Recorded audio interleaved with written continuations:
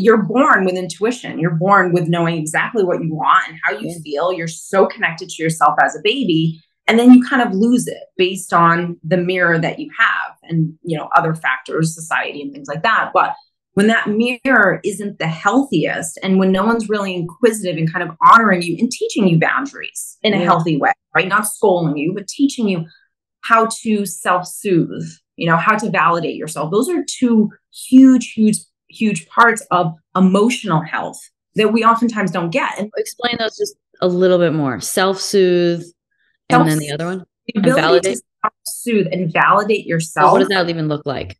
So validation is that you honor what you think and how you feel regardless of it. So regardless of how anyone else feels or what anyone else says, your validation is how do I feel about this? How do I feel about this? What do I think? And what do I need right now? And validating that thought, because essentially that thought's coming from your inner child, right? So if I honor that, then she feels seen and heard and validated, right? If I don't, then I'm judging her and then I shame her, right? So how many times have we said, I don't know why I feel the way I feel. Like, I don't want to feel this way. Like, it's ridiculous for me to feel this way. I should be over it by now or something like that, right? Denying. Yeah, exactly. Not listening to her, not validating her. You're judging her, you're shaming her. And when that happens, you start to build this, first of all, divide between you and that inner self, right? And there's no trust there. So now she starts to shut up. So when she does feel something, and this is called suppression, she just doesn't say anything. She just keeps it down. The ability to self-soothe is different for everyone. And so you kind of have to find, like what works for you. You're not going to sit there, on a first date and be like, oh my God, I love myself. Okay, just feel a little anxious right now. Don't worry about it. I'm self-soothing. So you kind of have to figure out, and you really get to know yourself in this process of like, hey, like, what can I do that would make you feel better? And having those kind of like internal conversations, you really get to learn about yourself and like who you are and what makes you feel good and honoring that. And it's kind of, I tell people all the time, whether they have children or not, you are essentially learning how to babysit yourself or to parent yourself. So if I said, hey, we're going to end this and you're going to have a 7-year-old with you for the next 3 months, or a 5-year-old or a 2-year-old or a 14-year-old. And now you have to parent based on where that child's at and look at all the things that you just naturally will give her that you just don't give yourself. And it's a practice, but the more you do it, not sound cliche, that the better you get at it, but you start to feel better too. Talk more about the inner child, because I've probably found the most amount of growth and clarity with that connection. Like, I had a really cool EMDR experience, which I'm a big fan of. It was sort of like a conflict, a dynamic, and the information was basically just that, my inner child has been afraid that I don't talk to her, trust her, listen.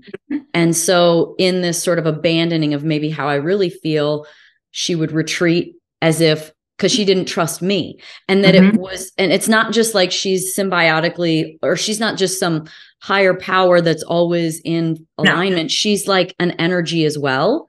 Yep. And that as soon as I start to sort of validate her, then she's right there. Like, it doesn't take long. It's not a hard to trust situation, and then once she's there, no matter what dynamic is in front of me, the information was that I feel calm and okay because the number one relationship I could ever have in my entire life is that one.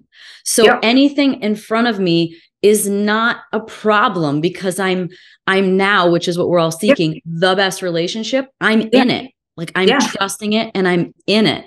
And it was just like this. It's mind blowing. I know, right? Experience. Yeah. Well, you know what's so nice is that life gets actually a little easier. It's not really that hard when you do it because, like you said, it really doesn't take long. Like, people think mental health or self-development and opening the window and like doing all this, dark night of the soul and like all these really deep spiritual practices that we're having just to find inner peace or whatever it is that we're really searching for, even to like manifest things. It doesn't take long once you kind of start this process. And I tell people the one thing that I always look at mental health as a big umbrella. And I say, okay, there's mental health on this side. And then there's emotional health on this side. And Mhm. emotional health, and we're taught mental health in terms of how to push through, motivation, like real logical things, like that's not real, and fears, like we understand these logical aspects of mental health, but the emotional aspects we don't really learn because most of us are taught to sweep things under the rug. It is what it is. There's nothing we can do about it. We have to push through. We're given that kind of tough love mentality, and we miss the emotional piece. And you can't go to, you can do it, you got this, without that emotional validation, soothing, caring, love, nurturing. You need that first, because that's what makes you human. You're not a robot. You're not supposed to skip over what you just innately feel. And like you said, the minute you just start kind of listening and giving her what she needs, and you honor yourself, and you're like, you know what? That actually doesn't work for me. And I don't want to do that right now. And you learn how to soothe yourself and work through some of the codependencies, things just start getting easier, and you feel better because you are your own best friend. And when that relationship gets really good, first of all, you start picking way better partners because now your measure, what you're going off of, is higher. Your standard is higher because you have this great relationship and you feel good, that the minute you can start to sense something that doesn't feel good, you're okay with leaving it because you don't need it in the way that you did before. So to kind of go back to that first question that you were asking me about narcissism and how to not attract those relationships, number one is education, but and understanding just what narcissism is. I mean, I didn't know any of that stuff, but a big part is kind of diving into your own self. And unfortunately, sometimes you kind of have to go to the past a little bit and dip your toe in it and just say, okay, well, what happened growing up? What didn't I get? What was I supposed to get? And what was it supposed to look like? And kind of unleashing those wounds, abandonment and betrayal and violation, and all of those kind of emotional abuse wounds that we sometimes carry with us that are unhealed. We go to therapy and we talk it out, which is great, but you don't realize that they actually still kind of show up in your day-to-day life. How would you coach someone through being triggered? Because the trigger is still the teacher. The more you don't judge the trigger and you allow it to be there, the more it stops showing up.